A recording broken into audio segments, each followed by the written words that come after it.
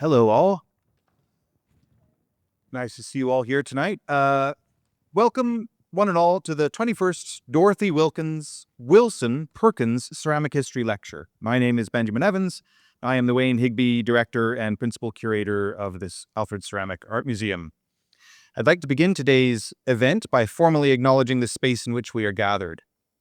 Alfred University sits on the traditional lands of the Haudenosaunee people. We honor the rich culture, heritage, and contributions of Indigenous peoples and their stewardship of the land that we now occupy.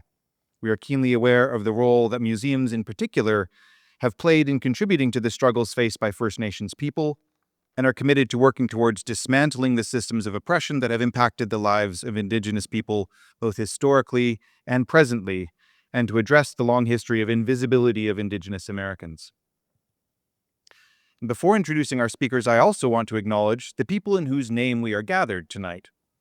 The museum established the Perkins Lecture series way back in 1998, thanks to a generous endowment from Dr. Lyle Perkins in memory of his wife, Dr. Dorothy Wilson Perkins.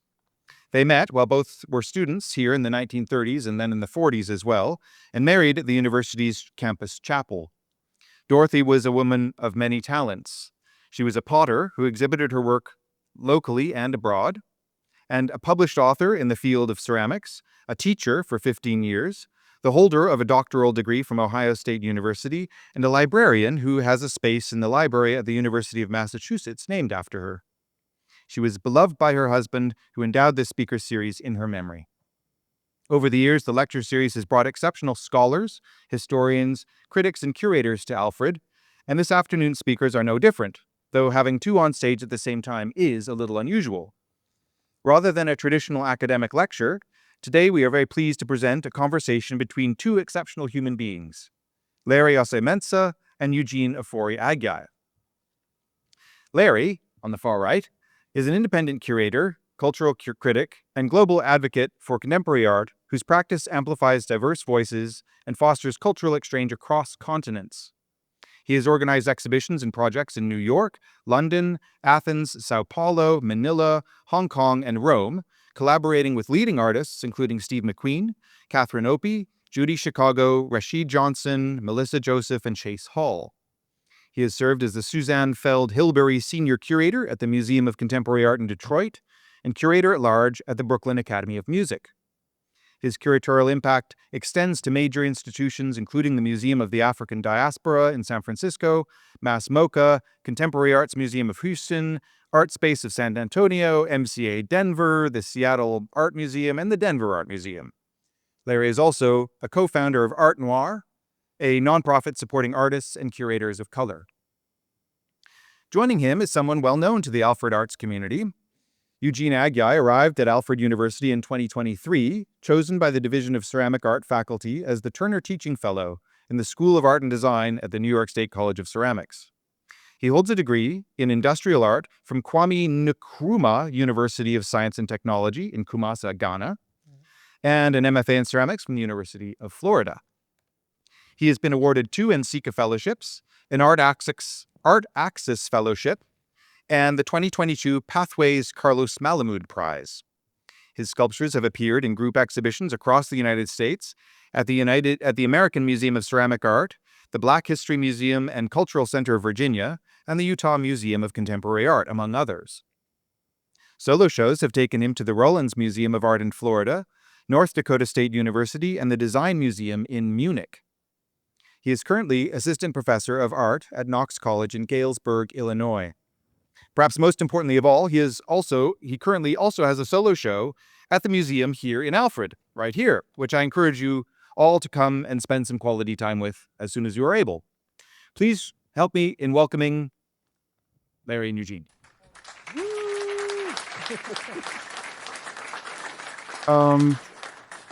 Thank you, Benjamin, for that warm welcome. It's always funny when someone reads your bio because it feels like you're bragging. Yeah. But I'm honored to be here at Alfred. I want to say a special thank you to Benjamin, Ellie, Matt for helping facilitate, me being able to be up here in conversation with Eugene. Thank you to Paul for having the opportunity to speak with his students in the seminar. students for being here, Susan for giving us a tour of the collection, and Dean Lake. Um, it's kind of funny because like I'm a curator. That's kind of the main gig. That's what pays the rent. I've been on my journey as a ceramicist, and it's like when I talk to folks in the ceramic community, Alfred is like this mystical place. It's like Oz. It's like where anything can be done with clay. And I think Benjamin caught me touring the kiln room, and my mouth was just agape because I was like, "How many kilns do you have here?" And I visited a number of other schools and residencies, and I just kept saying to Eugene, I hope the students really like take advantage of all the incredible resources, not only materially and tools wise, but also the knowledge that's here. So I just want to say thank you and congratulations to what you guys have built and continue to build here. Um, so you guys are here to see Eugene. You'll get a little bit of background on who I am. We're gonna chat for about 45 minutes. The first half is to kind of give you a little bit more context into Eugene and his practice, not only as an educator and an artist, but also as a professional. And then the second half of this conversation will kind of delve a little bit more deeper into the exhibition Finkara, which we had an opportunity. Oh, and shout out to Megan and her class to spend time with her class and walk in the show. Um, and I was actually just in Ghana. Funny enough, both my parents are from Ghana. My mom celebrated her birthday over the weekend, and I got to go visit Eugene's professor, Professor Samuel Narte, and the ceramic students at Kwame Nkrumah University. And it was interesting to kind of spend time with them and think about Eugene there as a student. And it really informs a lot of the way he approaches his practice. So excited to kind of get into it for you guys to learn a little bit more. So Eugene, we're going to kick it off. Share with us, when you first knew you wanted to be an artist. What were early experiences that led you to ceramics, led you to believe that ceramics could be this visual art practice that will allow you to, tell stories, um, mind your identity, your culture, um, but then also incorporate all these different objects that have personal resonance to you. Yeah. Right. Thank you very much. Can you all hear me right? Yeah. So before I delve into that, I will also like to say thank you for everyone for showing up. I did not say goodbye, so I decided to come back again and perfectly doing well. Because the last time I came, during the opening, they were like, "Oh, what is the meaning of the title?" And I said, "Yeah, I came back to say goodbye." But again, it get overwhelming. I wasn't able to talk to anyone. So finally, I'm here to say goodbye. And thank you, Larry, for doing this with me. It means a lot to me. And I'm grateful that you were able to visit Ghana to see where I'm coming from and what I do as a maker. So for me personally, growing up, I would say there was not a definite or a single moment where I thought of being an artist. For me, it became more of a gradual process. Growing up from the greater Accra, which is the capital of Accra, Ghana, and then moving back to Eastern region where we have to move back to Eastern region because of the kind of the job my dad was doing. And for me, back then, that was when I was around 5 years.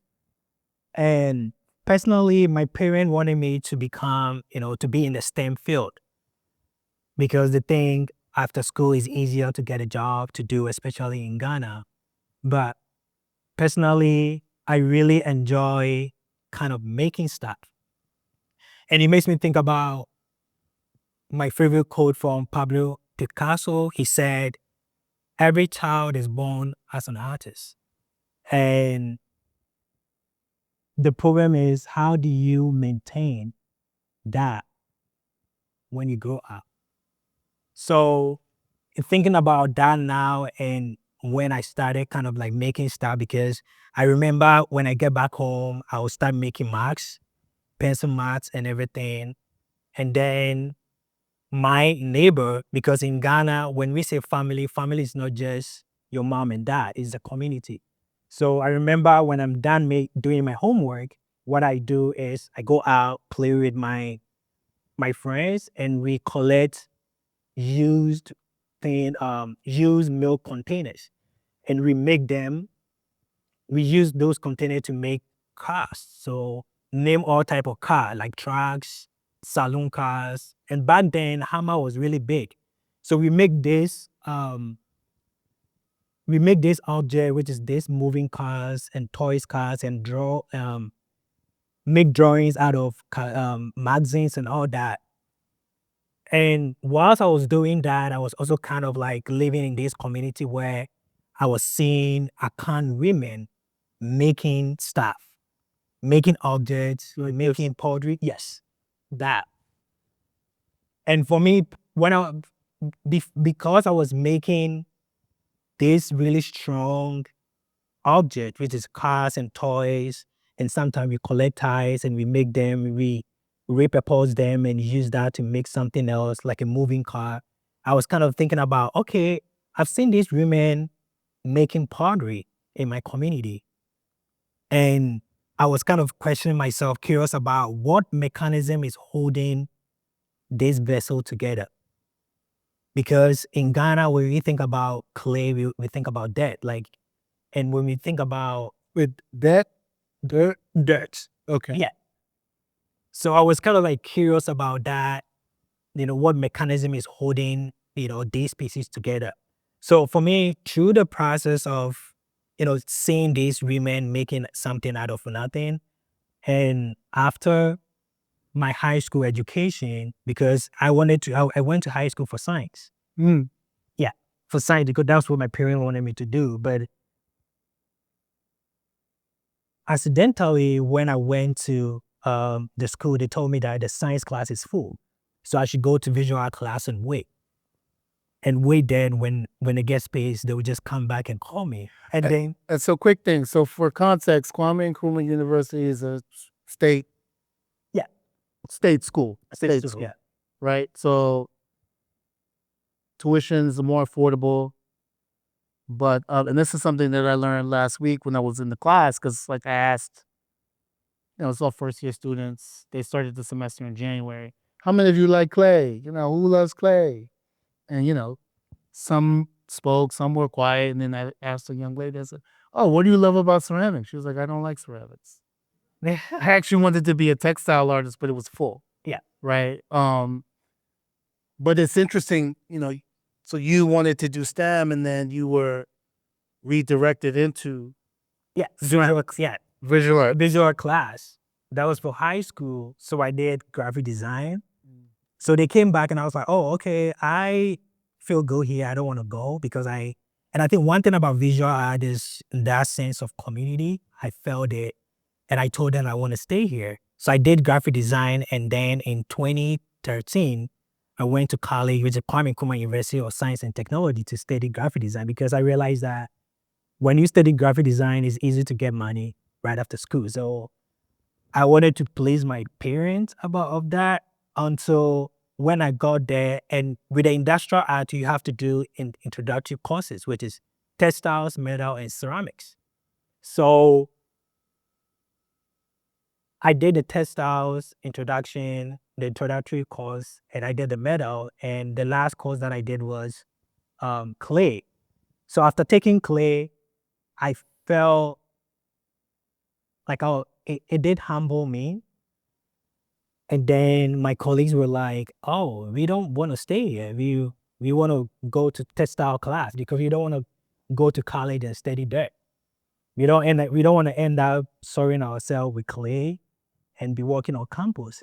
But for me, that moment, I felt the over decades of curiosity, seeing these women making making something out of nothing. I felt like that curiosity were answered. Clay humbled me. I felt the title of the material, and even the process of getting the clay was something for me. So I was able to make something that day, and clay me, and I never went back. So that was my first piece that I made in 2014. And that was the first piece that made it to the kiln.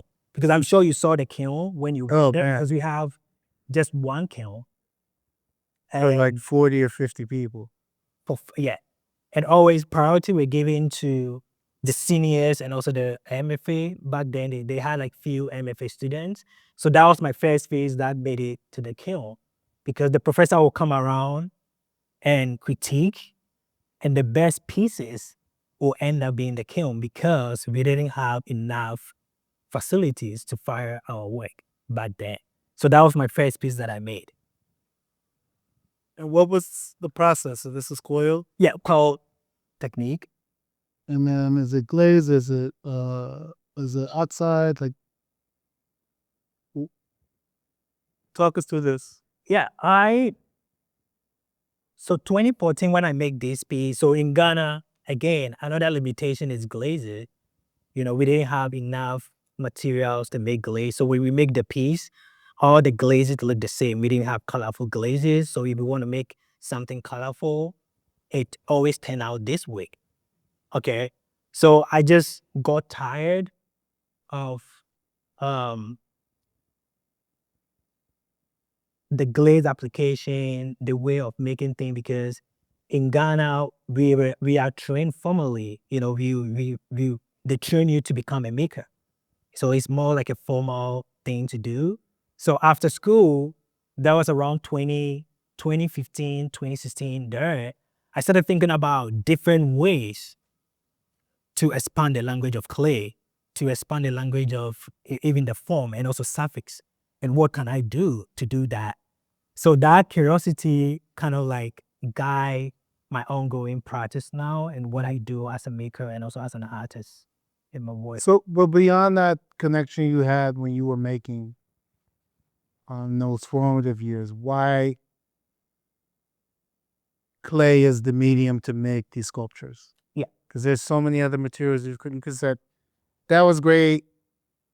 I'm gonna go work with marble. I'm gonna go work with something. You stuck with clay as like the foundational Yeah. medium to have this conversation, to make this sculptural practice. Why? For me personally, I chose clay to be my primary medium because one, my relationship with the material, it felt therapeutic to me. My first time working with it. And I think about clay as body. I think about clay as the idea of permanence. I think about clay as the idea of memory, containment, and the fact that clay is a medium that is able to capture the records of my emotions. So these are some of the things that I think about using clay, and even the idea of clay being it and clay travels. So these are some of the things that I think about, and also my relationship with the material makes me always enjoy going back to clay, because sometimes I move away with clay, but it always pulls me back into it because it humbles me. Um, and like I said, it becomes more like a therapeutic medium. Expound on what, because I say that it humbles me. Yeah. But I'm curious, like, what does that mean? It humbles you, right? Because I was talking to, I think GH, was it GH? One of the students. No, it was Ish. He said I was too rough with it and it broke.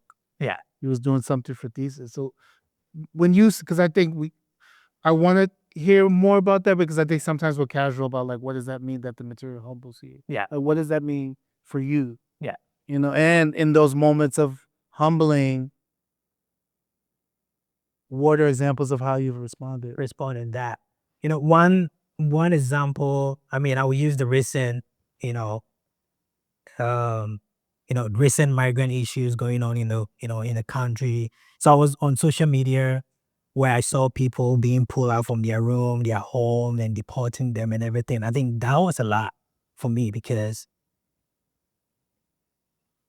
it is how I live my life. So seeing them going through that, I felt it. So what I did was, the only way that I could do that is to go to the studio and just touch clay. So touching clay was a way for me to work through those emotions. And that's what I meant by it humbles me and it helped me slow down and work through my emotions. Yeah. But I also want to ask you a question about your journey. Me? Yeah. Oh. Because I think I've known you for, I would say, should I say over 2 years? Mm-hmm. Yeah, through mutual friends, and we connected, and I read a lot about you, and I've seen you've done a lot. Um, in terms of your journey when it comes to curatorial project, it has taken you to across continent, and you had a recent show in Amsterdam. Yeah. Which was really great, and I like how because in 2000 you said your first project that you created were more like photos. Okay, what? Yeah. 2008. And then when I was looking at the Amsterdam exhibition, it had photos that were more like existing in the space. It become more like a sculptural piece, kind of like blurring the line between sculpture and photo. And I thought that was really interesting. So I would like to hear more about when did you first form your curatorial voice and how has it evolved over time? It started with the first show, which I'll go back to in a second. Yeah. First show was in 2008. And just for context, the first half are images of Eugene's work, of my work in terms of exhibition, just so you kind of, it doesn't feel like scatterbrain. And then the second half, we'll get really into the works in the show. And so this one, you're right, is from the first exhibition that I did. It was actually in the back of a clothing store on Flatbush Avenue in Brooklyn, so it wasn't a fancy gallery in Chelsea. Didn't have enough money to frame my work, so a friend said, "Oh, just buy some foam core and just spray it on that. Get was it the strips, command strips, and that was the show, right?" And so it was me and a buddy, Stanley Lumax. And for context, like when I mentioned this to Paul's students yesterday, I studied business management in undergrad. I have an MBA in marketing and hospitality management. So my relationship with art, whether it's making or curating, has all been by doing, participating, reading, researching, residencies, through action. And so did this exhibition, did a couple shows, was feeling great. But the one thing about photographers is they're always going to try to find the little chink in your armor.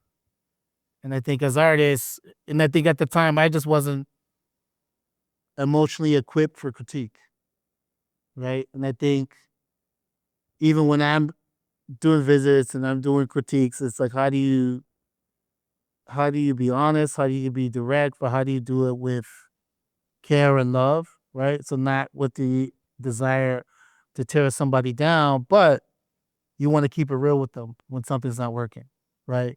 Or if you see there's a possible direction that they should consider exploring. And I think at the time when I did this, I was 28. This is like right when the economic 2008 crisis is about to happen. And I just wasn't emotionally equipped, right? And so I kind of moved away from making and started writing. And then through that, really focusing on artists of my generation. And then I recognized opportunities to curate, particularly, thinking about Black and brown artists. At the time, a gallery may have had one. Now it's a little different, but I think still a lot more work to be done. And just working with a lot of nonprofit galleries, so Rush Arts, Danny Simmons, Derek Adams gave me a shot. And the first 7 years of curating, I had a job, so I wasn't dependent on curatorial fees to survive. So it was really truly fun and like exploring what I was curious about. And then in 2015, I got an opportunity to go to the Venice Biennale curated by Okunwueze. How many of you are familiar with the Venice Biennale? Show of hands. Okay. And so I requested a week off, not paid, to go see art. And when I came back, my boss was like, "You probably should go do the art thing if you're willing to lose out on a week of pay." Right. And then my mom like, "No, because the art thing doesn't pay. It feeds me in terms of like social capital and emotionally, but doesn't feed me to pay the rent. But she fired me. Huh. But she gave me 2 months notice. So it wasn't like Friday's her last day. And I think I resisted, and then the universe kind of had other ideas. Ended up being part of ICI, doing a curatorial intensive. And so, the last 10, 11 years I've been doing this full time. And so a lot of this is kind of just stimulated by my curiosity, wanting to have conversations. What is it to bring an artist like yourself and take it to the Philippines and take it out of its kind of normal context? What are the conversations that can occur? And so it's also, for me, it's still like a learning mechanism. Yeah. I'm curious for you. So your parents wanted you to do STEM. You chose to be an artist. You went to do your MFA. What have been the challenges and opportunities of developing a studio practice, particularly, during the genesis of it? Your parents probably weren't as supportive. It's probably different now. They see you got a solo show. Yeah.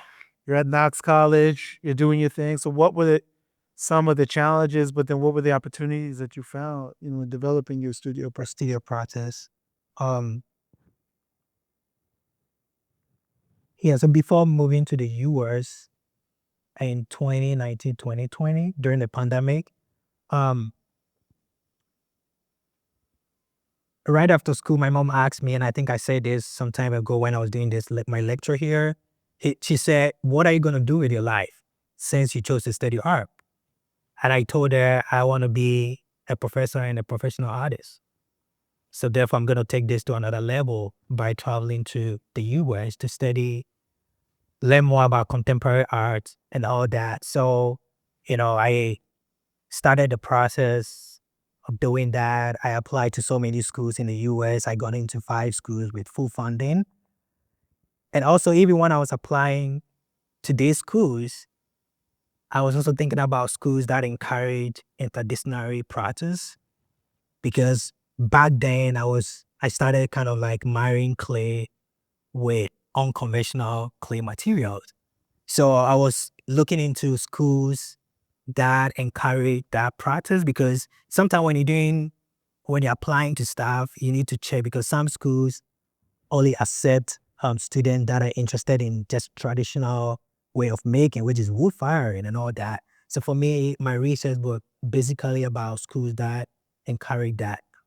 And I was So also, why was that important to you, that you had access to this kind of interdisciplinary way of working? yeah, because I wanted to be in the space that allow freedom of making, because especially with ceramics, where again the Eurocentric idea of ceramic with glazes, I wanted to get out of that box and expand and open up to different possibilities, and also being an institution that trains students to be an educator. So I decided to go to University of Florida, because you get to teach your own class for 2 years as an undergrad graduate student, and also be in education class. And And what is the educational component? because I wanted to teach. Why? Why do you want to teach? Teaching is exhausting. Yeah, it is. Because someone was asking, I think Ben was asking, he's like, "Do you want to teach?" I was like, "I did continuing ed. I got frustrated with the fact that nobody would do the homework." Right. So that was a short-lived experience. So for you, why is teaching as integral to your practice as making? Yeah, I've always enjoyed teaching, imparting knowledge. So for me, what I wanted to do was to give up, give back to the community through teaching, train the next generation of artists of that. And even now, when I think about teaching, I think about teaching also as my studio practice. And they all fit together with what I do. So sometimes I bring my studio practice to class, and I take the teaching to my studio, especially what the students are doing. So in terms of opportunities, when I go here, I got a really great mentor. So mentorship played a role in my career. And her name is Anna. So what she did, she was like, you here, always make sure that you have a finished work right after your critique, document them and put them in shows. And I asked her how. And she said, pay attention to the news server. So in University of Florida, they were sending like out new opportunities for students to apply and all that. And she said, you don't have to go. Just apply, get it, ship your work, and start building your community. And she said, pay attention to people who like your work. You know what I mean? And start bringing them close. So I started doing that from, in Florida, Gainesville, building my community, showing in Gainesville and letting them know who I am. Because she said, these people are people who take you out there, who go to places and talk about you. So whilst I was in school, I started doing that, applying to shows. And she said, make sure you always do residency during summer. Don't stay home. You know that we have these facilities, but it will always be great to go out there, meet new people, create connection. So I took that into consideration and I started also doing that. So every summer when I was in school, I applied to residency, go for residency, do that, research, get to meet people, and started creating my own community that I still stay in touch with them. We still kind of like collaborate, do shows and all that together. And because there's a lot of questions that I got from students in terms of like, particularly ones who are graduating. Yeah. How do I find a gallery? How do I find collectors? How do I find opportunities? Can you talk a little bit more about how community has been a catalyst for you to kind of identify that some of those opportunities that Right. you've been able to participate? Right. And during the pandemic, around 20, when things started kind of like slowing down and all that, Instagram was really powerful. So for me, what I did, and I remember my mentor was telling people, oh, now Eugene is doing it alone without me. And I got my gallery representation, which is Abari's gallery in Connecticut, through an exhibition. The idea of applying. So I just applied, and the jury or the curator who created the show owns a gallery. So he saw my work, and I won a prize. And he was like, hey, be watching you to keep doing what you're doing. And so consistency plays a role in that, because sometimes, galleries follows you and it takes a while for them to approach you. And what they do is they just paying attention to what you're doing, whether you're going to push your way or whether you're going to stop at some point. So in terms of application, when I was in school, because in grad school, it's a lot of work because you need to spend time in the studio, make work, preparing for thesis, taking classes and all that. So I developed a strategy in school where I try to plan my year ahead of time. So for instance, now what I would do is I'll start planning my schedule for 2027. So in December, I have everything, the things that I want to apply. So right after vacation or during summer, I just sit down and do all the applications and just wait for rejection and acceptance. So I did that a lot when I was in school. So before graduating, my name was already out there. So it was kind of like really easy for me to fit in and blend into the art world, especially in the ceramic world. So I did NCECA. I said myself, I want to, present at NCECA. I did that. I told myself that I want to show my work. I want to become part of the annual show. I did all that. And one thing that I didn't do was letting NCECA change what I do, kind of like staying true to myself of what I'm interested in. And why was that important for you? In terms of staying true to myself? Yeah, whether it's in Sika or a gallery or a museum, because I think, how many full-time artists are in the room? Put a show of hands. There are no artists, only one artist in the room? So what are the rest of you guys? Administrators? Okay, so to the one artist who's in the room, Yeah. you love that feeling of someone being interested in your work. Yeah. You know, you make a body of work, selling like hotcakes. Yeah.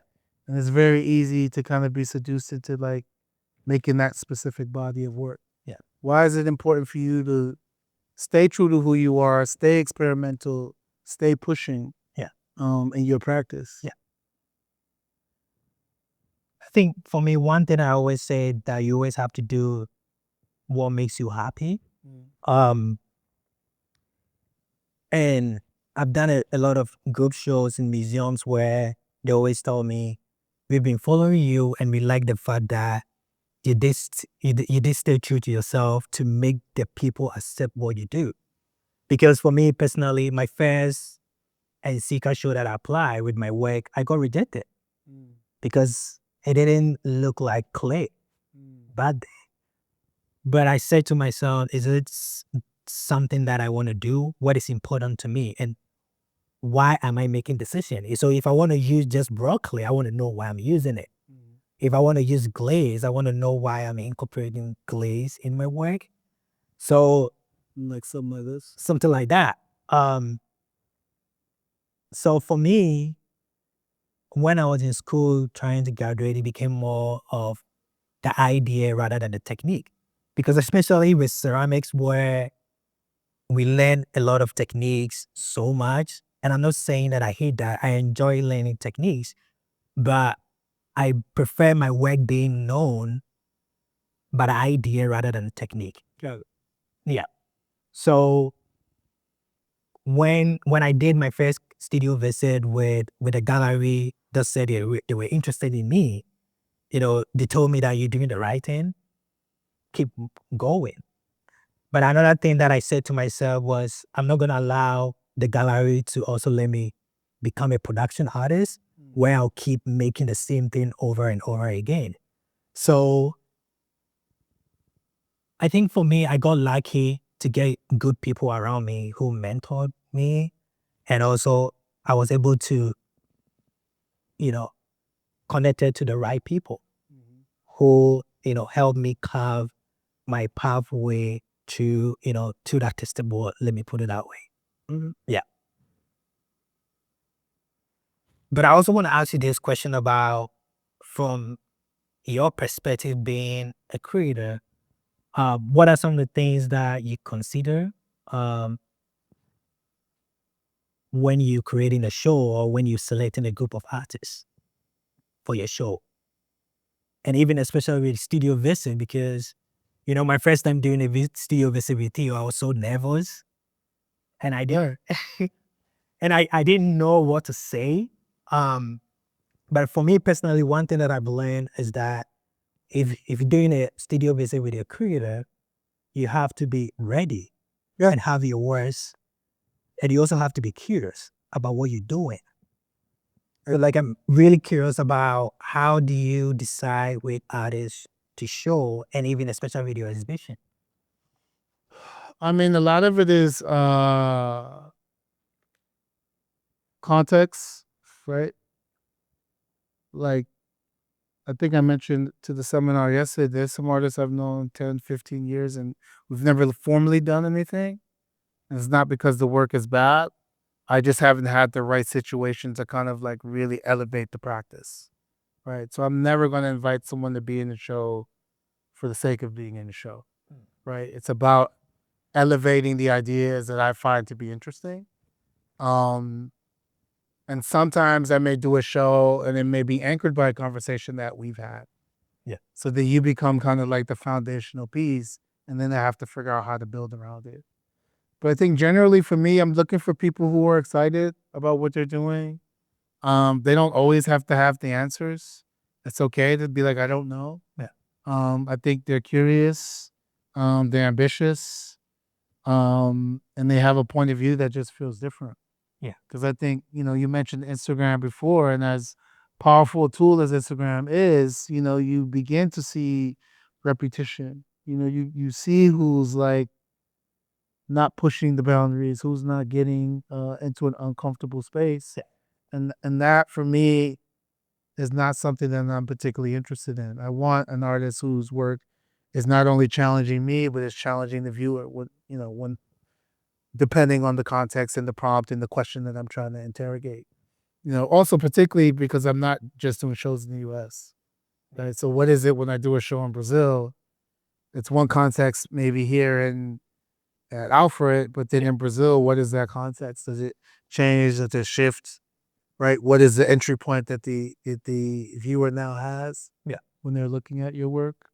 And I think, and I mentioned it also to students, like if you're lucky to have like one curator who can go on the journey with you. So there's some people who like you're having these kind of deep, ongoing dialogues. Yeah. Right. And so, my thing for artists is like find that one curator who gets what you're doing, right? Like really gets it, and they're going to challenge you. And you may have did something you're like, wow, this is really amazing, and they have the guts to say, it's cool, but I think you could do better, right?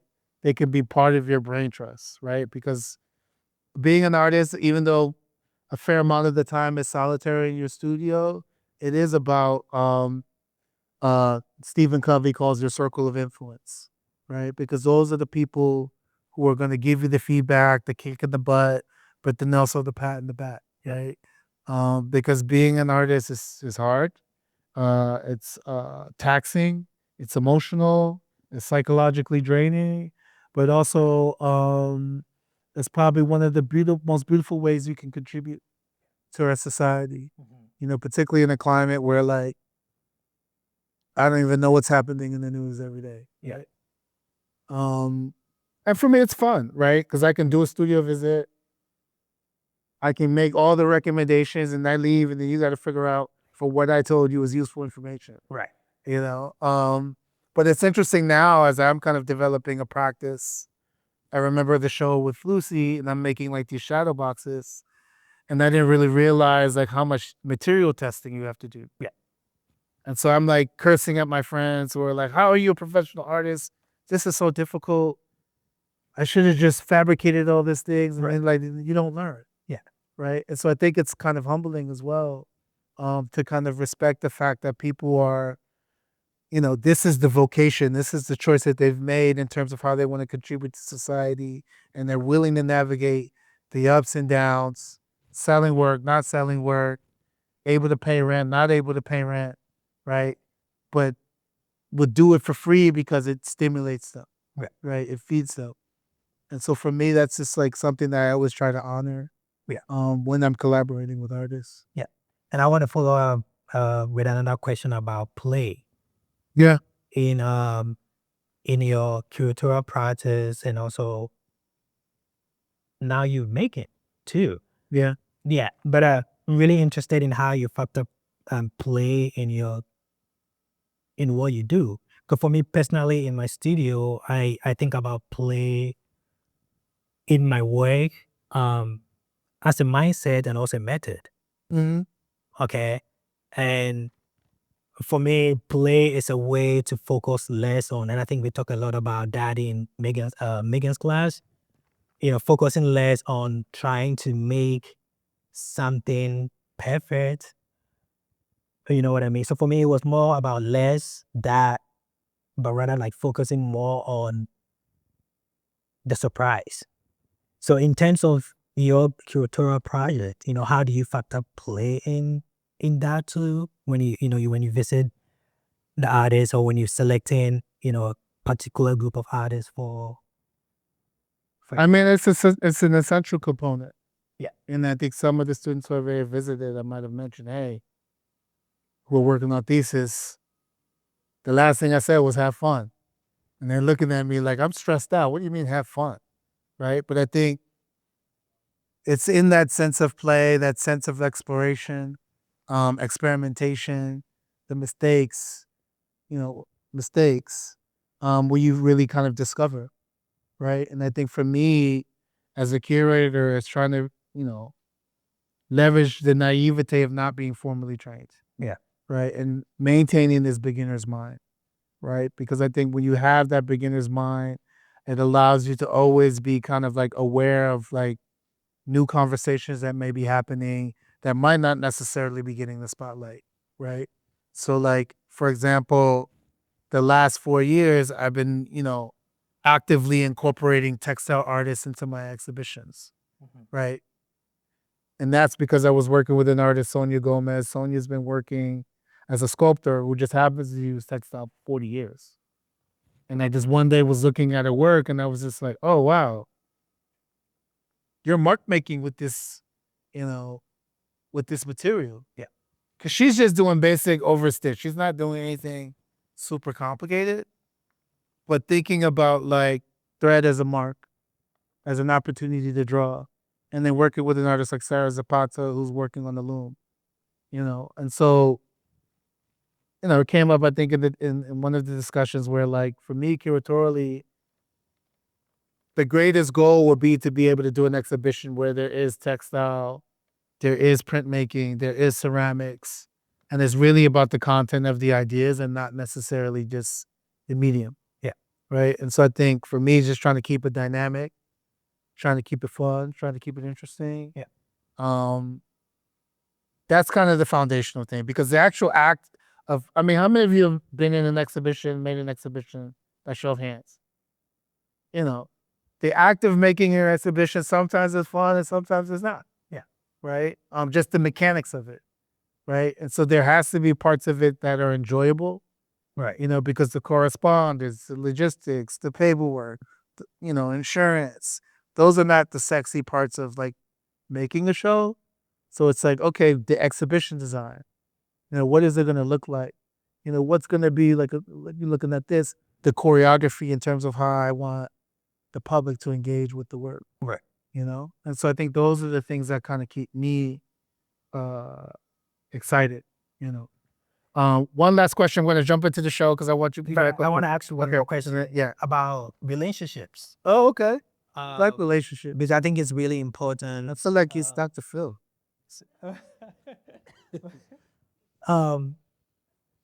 In terms of creative connections. Yeah. Because especially for me as an artist, I have friends where, when they meet creator, they want to show them, especially when they go to New York. Yeah. They want to show you your work. And I think for me, I prefer to have genuine and organic relationship.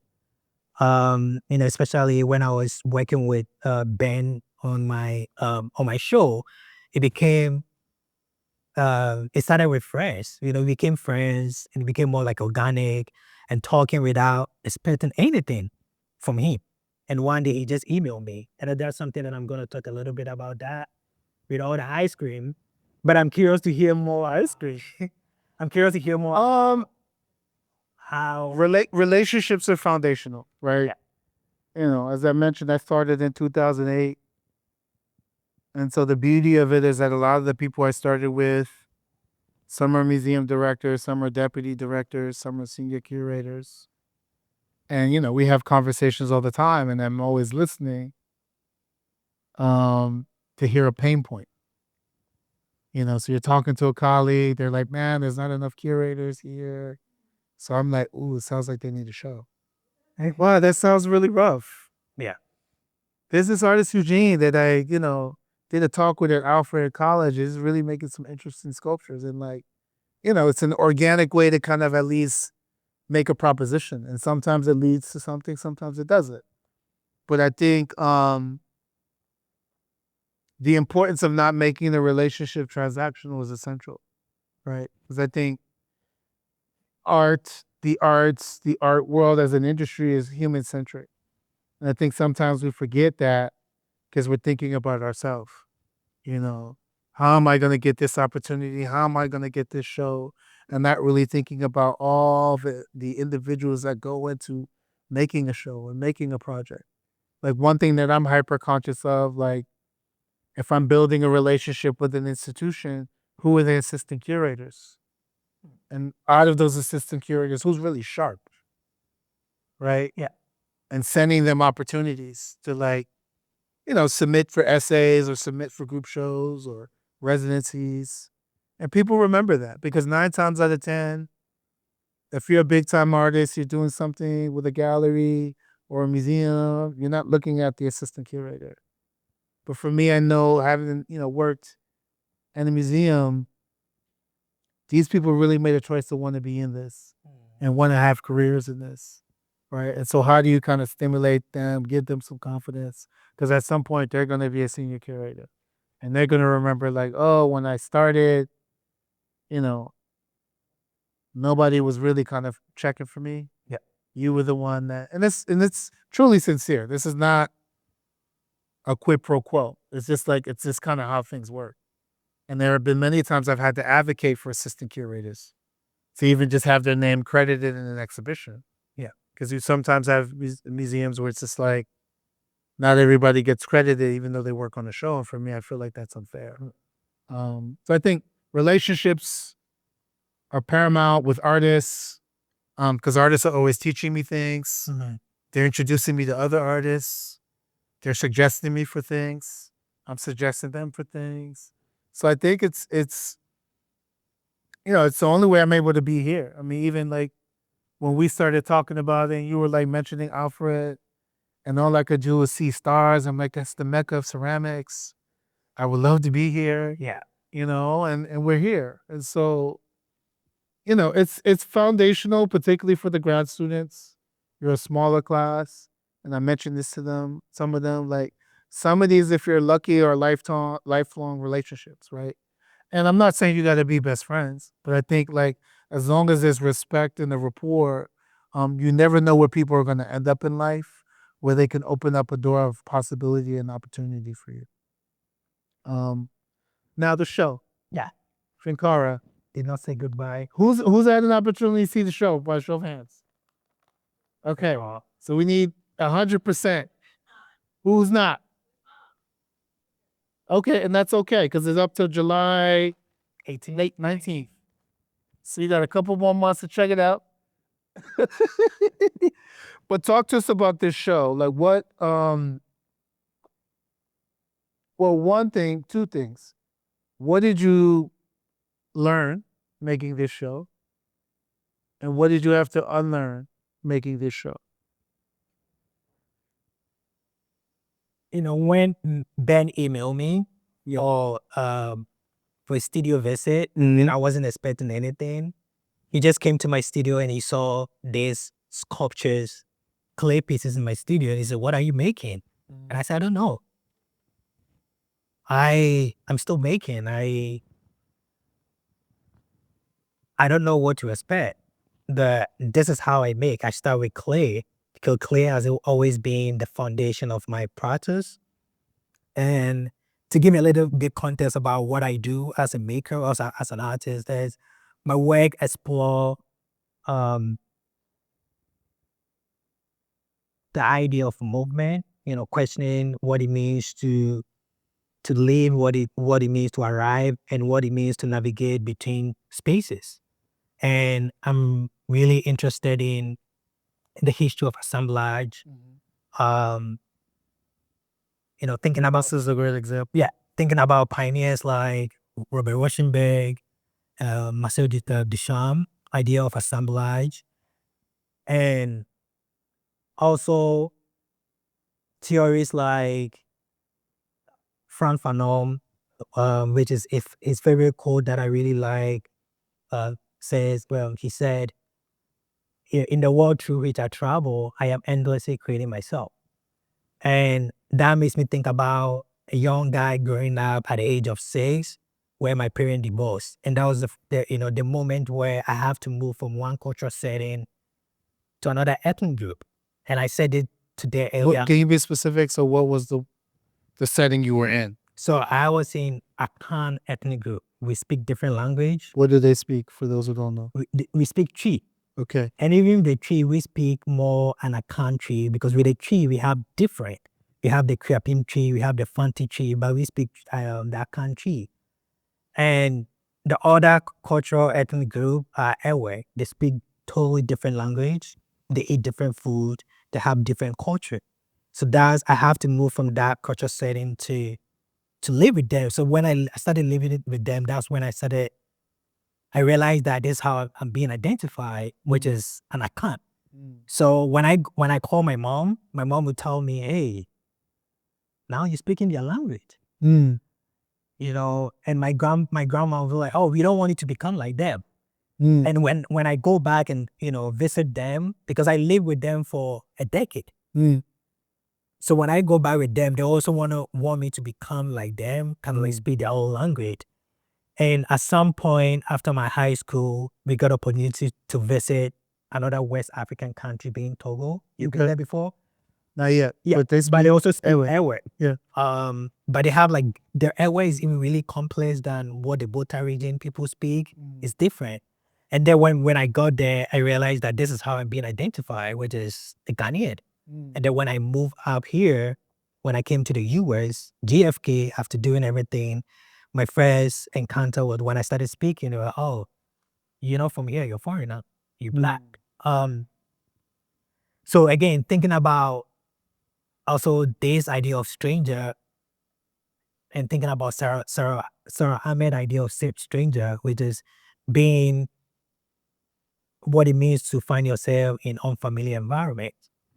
Okay. And I'm also interested in Gaston Ballet's idea of poetical space, where space can also make you feel small and large. So that is basically about my work and the genesis of that. So one thing that I learned and unlearned was making the piece take up its form, which is the idea of freedom. Because I realized at some point I was, really rigid and controlling what I want to do in my work. So in 2025 here, so I make these pieces here in Alfred. But when I came here in Alfred in 2023, started my teaching in 2024, I started working a lot with fan object.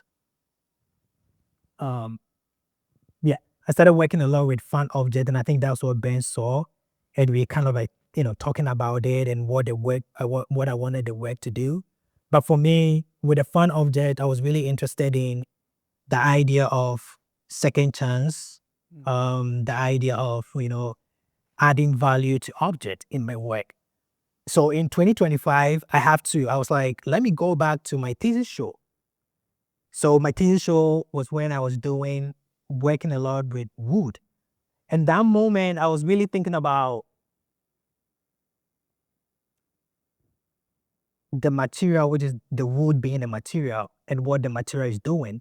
So I wasn't really thinking about that, the object that I was making at that point. I was really interested in the material, thinking about stability, home, because the material that I was using in 2022, they were oak wood, and oak wood, they're really strong and firm. So I was just kind of thinking about this idea of home and what it means to find a stable home in unfamiliar environment, and also the idea of crossing border.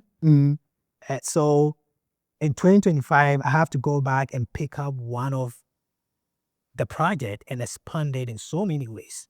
So with this project, I was thinking about the material itself and also the wood being a material and also an object, because you realize that I have a lot of furnitures in my work. So is this oak wood here? Or? Yeah, oak wood. Okay. So when Ben came back to my studio, and one thing that I like about Ben was he was really honest. He told me, I don't get it. And I was like, it's really hard to impress you. And the day that he said, I get it, I was like, okay, you're right. Because the first time he was honest with me when he came to my studio when I was working on that, because it wasn't finished. It was just clear. And I said, I think about my process as a journey, because I was coming to the US without knowing what to expect. And that's how I think about my process. I make without knowing the outcome. And how do I know when the piece is ready? Or when do I know when the piece is finished? So I think a lot about my emotion and all that. So when he came to my studio back and I said, I think you should come back again. So he came back, and when he saw the pieces and he said, wow, now I get it. Before that, I did not. So I learned about trusting him as a creator. I learned about being patient with my practice and also not getting hacked, because I was like, oh, I don't think this creator liked me. That's what I said. I was like, oh, I don't think he likes me. But through the process of knowing him, engaging with him and talking to him through my curatorial process, and we kind of slowly getting to know each other. And I was like, come back again. And he said, now I get it. Now I understand what you're trying to do. So even with the display and everything, I have to trust him. And that's one thing I also learned. And I think we also had a conversation about trusting each other in terms of decision making, in a way.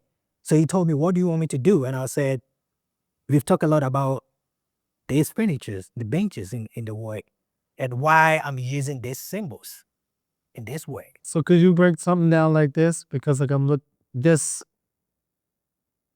you have the bench. I think also talk to us about the incorporation of the fabric. Yeah. The batik fabric. That's painted. Is that acrylic on the top of gold, or is that glaze? It's spray paint. The use of spray paint. And so this is something that I learned when I visited the students at Tech. Because like there's a limited architects that glaze, a lot of them just use acrylic paint to kind of get their colors. And so it's interesting. And this is why I was telling people that like going there helps me understand that. Yeah. Like why would he use paint? Because that's what he's familiar with. So could you kind of Talk a little bit? Yeah. Yeah. This is where you can nerd out. Yeah. So with this piece, it's Temperature, all that stuff people want to know. so this piece is gonna be part of the Duke of Bavaria collection. They collected it, and I'm really excited about that. So, What's the name of this piece? Goat Head. That's the name of the piece. And one thing about my work is the materials. I don't see the material being separate. And I said this earlier on because I use a lot of material. I have fabric, I have clay, I have fine objects, sometimes, occasionally, video, and also like and clay. But for me, this material exists in a conversation with each other. Okay. In my work. So you hand built this? So I hand built this, and you can see my traces of my fingerprints in there. And I left it there because I also want the viewer to understand my process of making, and also metaphorically thinking about the idea of record keeping in terms of the use of clay, and also thinking about the idea of permanence. And even, for instance, also with the fabric, I was thinking about the idea of the history of the fabric being originated from Indonesia, traveled to Netherlands, and then moved to Ghana, gained market in West Africa and even Nigeria. But for me personally, my relationship with the material, and I've been in a space where people ask me, why are you not using kente cloth? And honestly, I never used kente cloth when I was in Ghana. Is for those who are not familiar, do you want to explain to them, Kente? So kente cloth is a traditional Ghanaian fabric, especially made using the loom. So we weave them and make patterns of them. It's usually done in the eastern region of Ghana and also an Ashanti region, which is the Bonri part of it. So I told people I've never used that, but I only have a relationship with this material because I grew up calling it African fabric until when I started delving into the history of the material, and I realized that the material that I grew up calling it an African fabric is not an African fabric. Being originated from different places and then market from there. So I'm also really interested in the history of the material. I use that as a metaphor to question the idea of movement, the complexity of identity, and also what it means to be in between spaces. And also with the yarn, I also have the yarn also just opposing there. So I'm also really interested in blurring the line between ceramics and sculpture, craft and fine art in my work.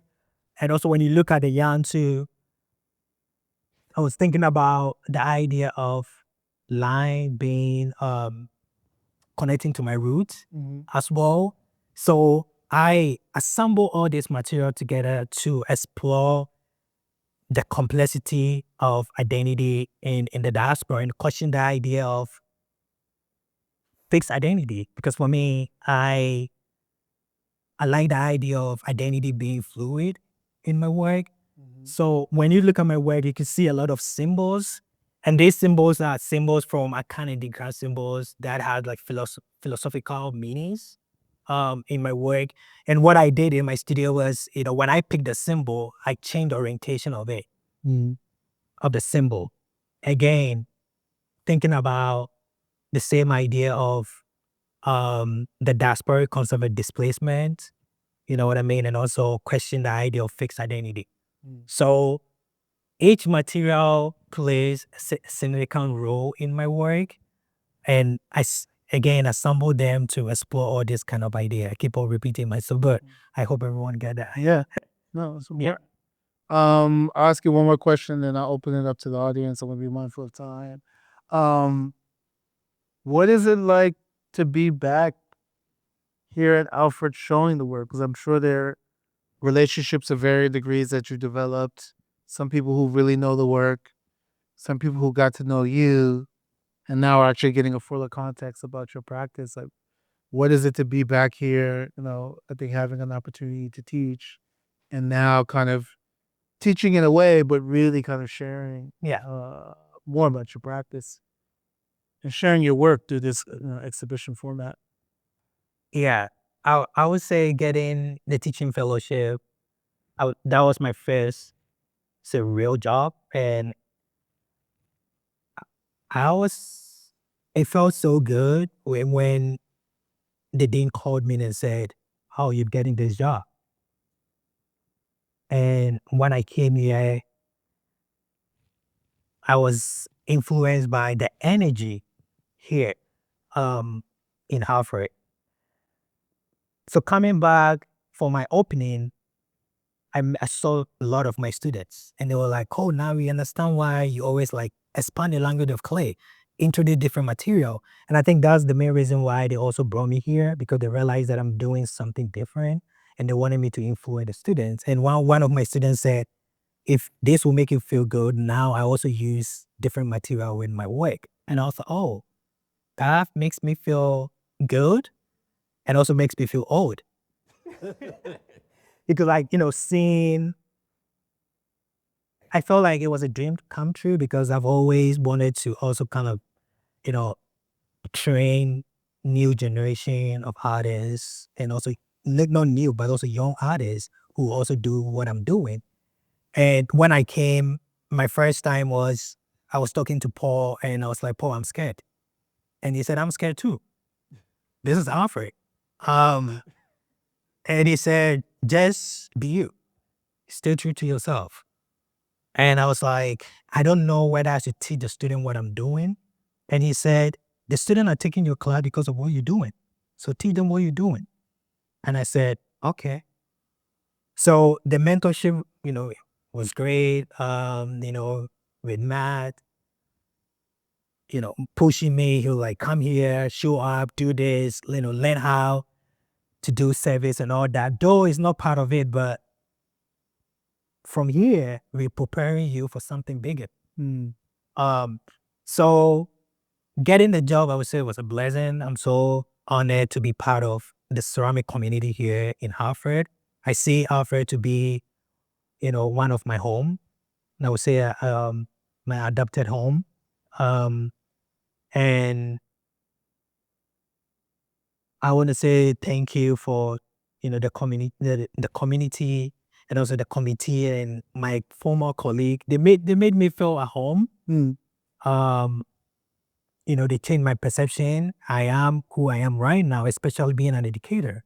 Where I am, the energy that I'm putting out there, they were like, "We really like the energy that you have." And I was like, "Hey, I got it from Alfred." So it's a little mixed feeling. But what I can say is that I feel honored and excited to be here, and I feel honored to become part of the field. And I'm looking forward to see where this will take me to. Amazing. Yeah. Thank you. Well, I want to open it up to a couple questions. Benjamin has a mic. This over here. And if you can give your name, question, and then in the back, Sati. My name is Angelina. I actually had Eugene in foundations when we were doing, form and fabrication. Yeah. Our project, It's true. You're looking at your art definitely makes the project make more sense. Thank But I was just wondering, you talk about this, how clay humbles you. Do you feel like that humility extends to these other mediums you're incorporating, or is that an essential part of clay for you? Hmm. Thank you. Yeah, thank you. Can you repeat the last part again? Sorry.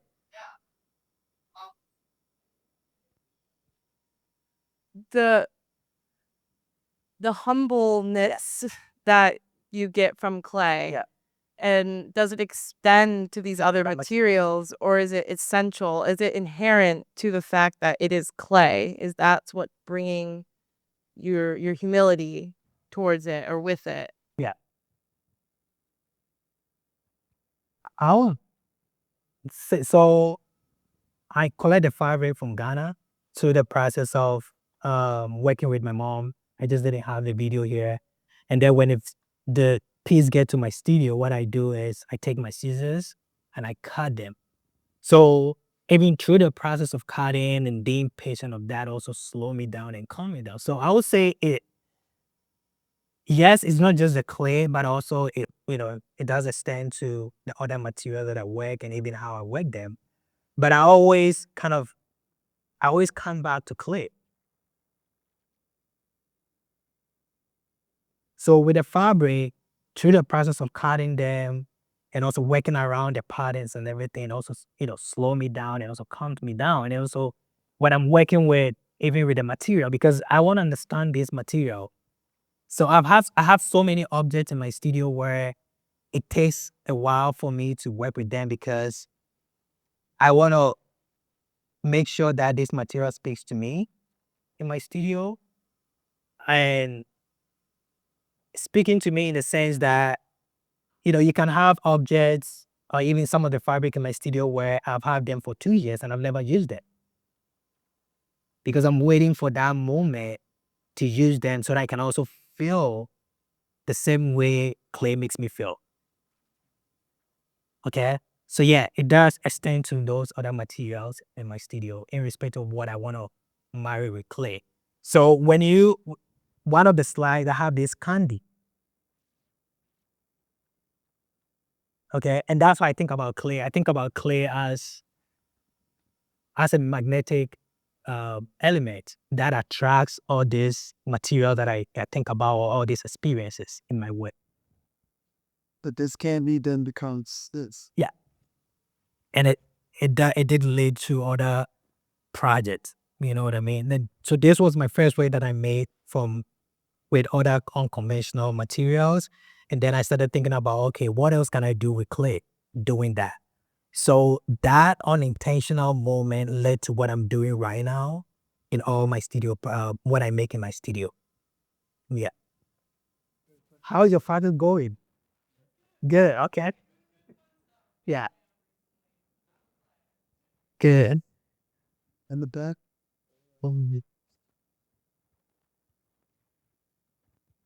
Hi, Hi. I'm John Gill.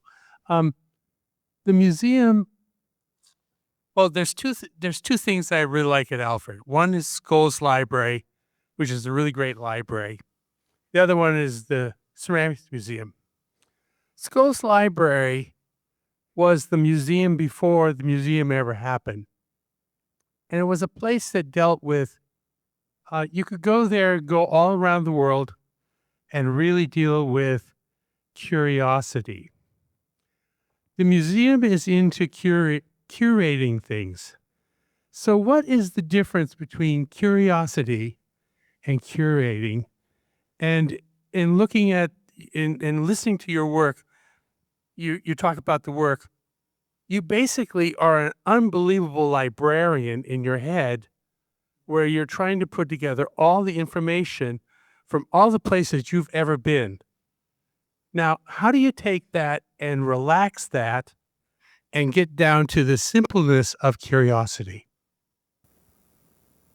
A lot of it is kind of stimulated by sometimes trying to meet the moment, what's happening in the world, whether it's on a macro or micro level, what's happening in my life, what are the conversations that are happening.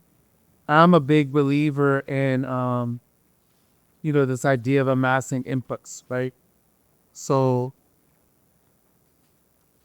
like, I literally was in Ghana until Tuesday, and then I came out, right? And so, beyond seeing family, I did a lot of studio week. And so, for me, I'm big about looking at things, feeling things, learning, right? And that's a lot of times you store that. If we're talking about library, you store that as a stacks, right? Until you need it. Like, I'm a big believer of building relationships before you meet it, accumulating information before you need it. Because sometimes it may be useful in an exhibition format, but it also could be useful in the studio video. Okay. Right? So like we were with Megan's class, one of the students was like, "Oh, I'm interested in this teapot." I was like, "Have you seen the Loewe teapots?" She was like, "No." I was like, "Look at those, they're gonna blow your socks off." Right? And so for me, it's important, and maybe it's compensating for not being formally trained, to continually feed my reference level, right? And to be able to have it to be dynamic and not necessarily just the arts historical reference. Allowing it to be everyday, allowing it to be formal, functional, allowing it to be literature, cinema. Like, I think any type of creative expression that I feel is inspirational, something that is like leaves a burning question in my mind, right? Because we live in a society, if you participate in social media, we look at a lot of images. And what are the images that stop you? When you're in an exhibition, what word stops you or invite you to kind of interrogate it? And so I think for me, I don't make a distinction between, for me, curating and being curious. I think you can curate and not be curious and be systematic, and be very kind of clinical. But I think you will see what that result yields. It's probably going to be something very cold, right? Or very didactic. It could be informative, but in terms of how I approach my practice, I want it to be, I want you to feel something, right? Because a long time ago, I let go of this interest of whether you like it or don't like it. I'm more concerned if you come and see a show that I curated and you're ambivalent, then that means that, like, that's a failure. But if you look at it, you're like, I hate this work. This is not interesting to me. Why is this even here? Then at least it's stimulating something in your body, right? Or I love it. This is amazing. I've never thought about, juxtaposing this and that, right? Because then you leave thinking about that.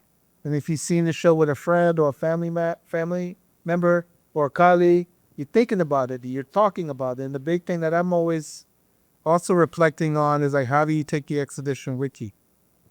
So it's not just a didactic or a catalog. I like to make playlists for my exhibitions. I get freaked out when I go into like an exhibition and it's like pin drop by it. And so sometimes I'll make playlists and it's playing this kind of more atmosphere to kind of create a vibration. I partner with libraries. Actually, been partnered with libraries the last 5 years.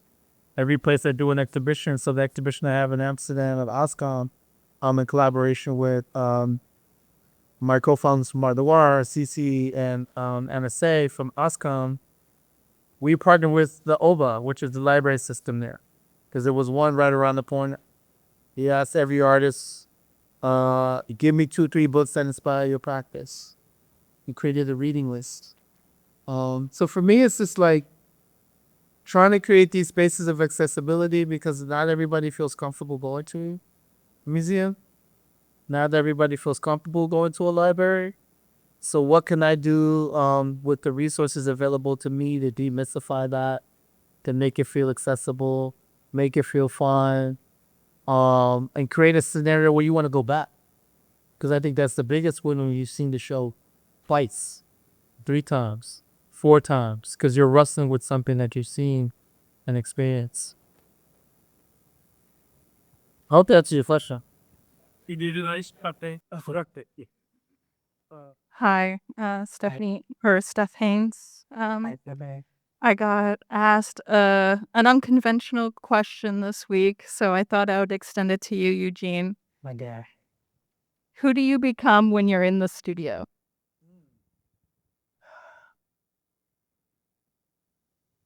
Become so many things. I become all the things um, that, let me put it this way, I become all the experiences. Because I'm interested in how plays define individual. So when I'm in my studio, I just zone out. I sometimes listen to music, I play. Sometimes I just go to my studio and just be cleaning and just sitting down and watching my pieces. I was like, talk to me. What do you want? How do you want me to display in the space? So I also sometimes become the viewer in the studio, not the maker. And something that I always tell when I do studio visit is that sometimes you can make without knowing what you're doing in the studio. Just make. And then sit down and ask yourself, what is the work doing? So again, to answer your question, I become all this experience. I become the artist. I become the viewer. I sometimes become the cleaner in the studio. Sometimes become a musician because sometimes you come to my studio and I'm just dancing because I know what I'm doing. And sometimes I'll be in my studio being confused and not knowing what I'm doing, which is also fine. I don't know whether I've been able to answer your question, but I become a lot of things. Did I say that? Yeah, one more question, and then we'll be around for those who weren't able to ask a question or felt too shy to ask a question. Bring us home. Eugene, I thought John's question was pretty interesting, very provocative. I loved the curatorial answer. What I'm interested in, I think, in a way, is to ask you a question about it, is issues of precedent. So within the field of art making, there are precedents that have been touched on by a variety of artists over time. And you have an interesting background, but at some point, the question is about your relationship to certain precedents within the frame of art making. And in particular, probably what is termed contemporary art. So, for instance, when I look at the work, I see Rauschenberg. And it's interesting, I thought, perhaps in my mind, I've never had this long standing conversation, but interest in how you work from intuition, but you also are calibrating. So there's a library of experience and things you've seen. And we haven't touched on, what I found originally in the work was, and I think in the show, is there's still a sense, a freshness of transgression that is interesting to me. It's transgressive a bit towards ceramic. It still has this sort of notion of the Rauschenberg and the sort of transgressiveness of how something from real life can be entered into the aura of something that's art in its frame. So can you unpack that at all a little bit, just from how you cherry pick those relationships and how you take your own work to task by having to look at it within the frame of those precedents? Yeah. Try dodging that quick.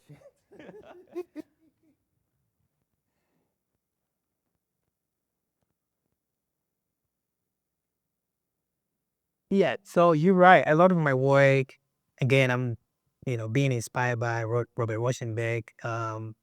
He influenced my work a lot of what I do. And I'm interested in the idea of assemblage and putting this material together. And what I said earlier on, my work is also being influenced by my personal experience and also collective experience. And these materials plays significant role in my work. So when you look at the clay is hard. So I blur the line between hard and soft. So the clay itself played a role of, permanence in my work, and also thinking about this idea of vessel, body, and also movement. And when you look at the wood aspect of it, I think about the idea of, history, objects, stability, and the fabric itself. It looked really beautiful. One, which it add to that, which is, thinking about the idea of salts in my work, but also think about it more in historical way too in my work. So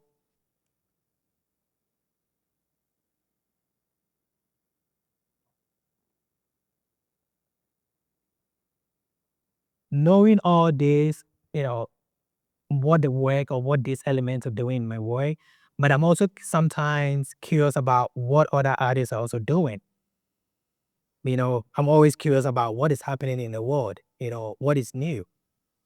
So sometimes I read some tests not because I'm reading to just get idea and incorporate it in my work, but I read to just kind of like familiar myself with what is happening in the contemporary world, what is new and what else can I incorporate in my work.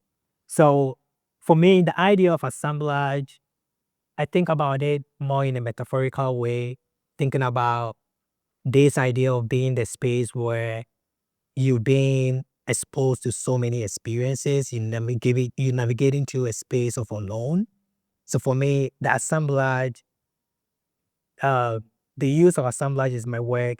In my work I use that. So I use that as a metaphor to explore this idea of belonging, the complexity of identity, and also what it means to be in between.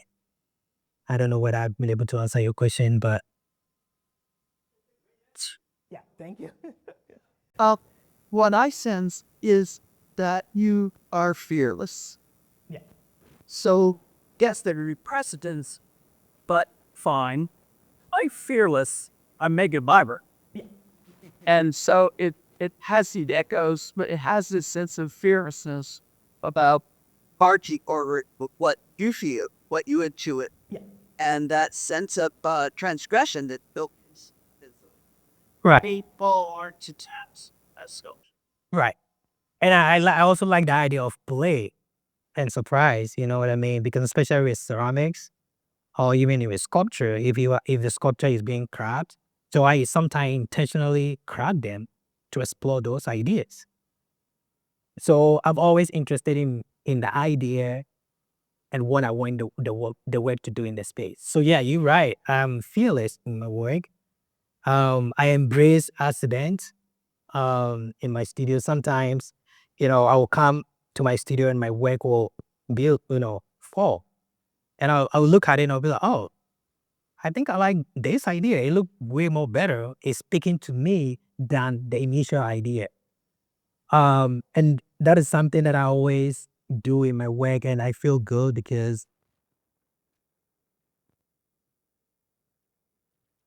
it opened up to different idea and also possibilities.